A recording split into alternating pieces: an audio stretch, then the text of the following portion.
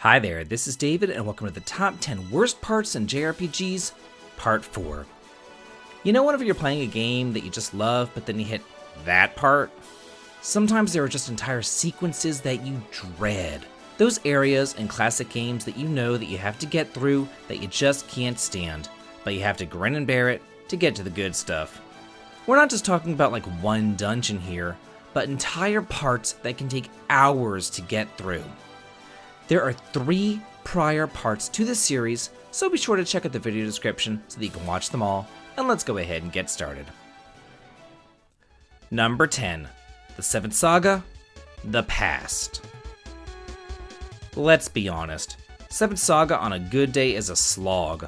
On a bad day, it's just hell on earth. However, towards the very end of the game, you're sent 5,000 years into the past, and it's just like, ugh, really? Why? I mean, it can be mildly interesting, seeing the kingdom of Melanam before it sunk to the bottom of the ocean. I honestly had to play the game like 3 times to figure out what the hell was actually going on, because the translation is so bad and the story is so convoluted. It's also kind of a slap in the face because you feel like you're almost about to beat the game, but then they added this extraneous part that could have just been explained by some sort of flashback sequence consisting of maybe a 10-minute cutscene, rather than having to slog through even more dungeons till you finally get to the end. Number 9. The Pokemon series, Victory Roads. Ugh, these are so annoying and anticlimactic. They're huge mazes full of obnoxious monsters that force you to use HM mules, and at the end of the day, they're just a big waste of time when all you want to do is get to the final challenge. The first generations just had some lame Pokemons, slow and tedious rock moving, and God forbid you push it too far. And then there's Generation 3, where every area looks the same. It's huge, brutally long, confusing with tons of trainers swinging from the rafters. You need a bunch of HM slaves, and not to mention needing Flash sucks.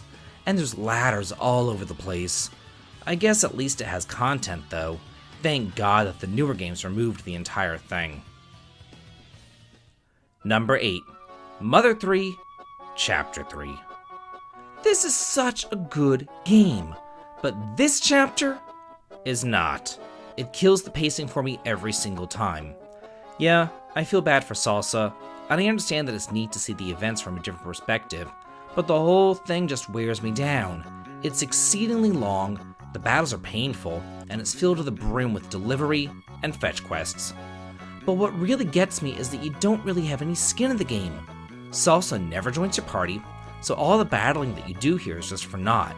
So it's all just like, why bother? They should maybe have included this small vignette chapter, rather than a full-fledged adventure consisting of multiple dungeons and towns, especially since you have to power through it just to get to Chapter 4 when the real game begins. Number 7. Lufia and the Fortress of Doom, getting the Alumina. Ugh, God, just bash my skull in. You thought that the bridge building was bad? It's got nothing on this. I always forget where like one piece is, and there's just a few that aren't found. They're all over the damn place. Some are in caves, some are on islands, and then after you get all those, you have to go and talk to the king. But he won't give you his. You have to do even more fetch quests. The king wants you, the brave adventurer saving the world, to get him some food. And that's a task and a half, because you have to go and get the purple newt, then find the Wizard of Taste to get the magic taste formula, then talk to the chef so that the king gets his damn food. And when you finally finish all that crap, you have to rescue the professor from the top of the tower because he got kidnapped in the meantime. Number 6. Skies of Arcadia, the Moonstone Mountains. What were they thinking? Here we have a dungeon where floor tiles will send you back to the beginning of the mountain. And the first couple of tile sets are marked with X's and O's so that you can tell which path is correct, even though, counterintuitively, the X's are safe and the O's will send you flying. But then later on, the game randomly decides to change it up and turn them all into triangles. The designers want you to turn your camera angle around and then look for the minecarts underneath. But this is difficult to do with such a crummy camera, and since it's all 3D, it makes it really hard to line it up. Then, to gild the lily, if you want all the treasures, you have to fall down the holes and get sent back to the beginning. It's just awful. Number 5. Legend of Legaia 2. The Sewers. The first Legaia game was such a hidden gem. The second was just hidden. And for good reason, because it's not a good game. But nothing exemplifies this like the sewers. I hate sewers. They're dark, obnoxious, filled with poisonous enemies, switches, and obtuse passageways. But you know what can be worse than just one sewer? Having to go through it twice! The first time's bad enough, but the second time all the puzzles and enemies are amped up a notch. Then there's your party members. You're saddled with this girl who can literally do nothing. You might as well just have her defend, she's so useless. She has no attack arts, and she just sits there like a bump on a log as you're struggling to get through this shithole. Number 4. Tales of Vesperia. Estelle is Kidnapped. Don't get me wrong, I adore this game. It's one of my favorites in the entire series after all, and while I'm always up for a replay, I still hate this part whenever Estelle, your primary healer, is taken. You're then left with Carol and Raven, or Tweedledee and Tweedledum, as your healers, until she finally comes back. But that won't be until you go through 3 entire dungeons. Honestly, anytime a character is kidnapped in an RPG, it's pretty obnoxious. The kidnapping of Paula in Earthbound and Jessica in Dragon Quest VIII both come to mind. But when they're taken, you only lose black magic and utility because they're offensive characters. But Estelle is your one and only healer, so when she's gone, you're just screwed. Number 3. Final Fantasy VII, the Wutai sequence. As I previously mentioned, having one of your characters taken from your party for any reason is pretty irritating. But what about when one of your characters are taken so that you lose them, but then you also lose all of your magic and abilities? That's what happens whenever Yuffie steals all your materia and runs off to Wutai. Not only do you have to chase her down, but you also have to go through a long, obnoxious area and boss fight in order to get her back, and more importantly, your materia.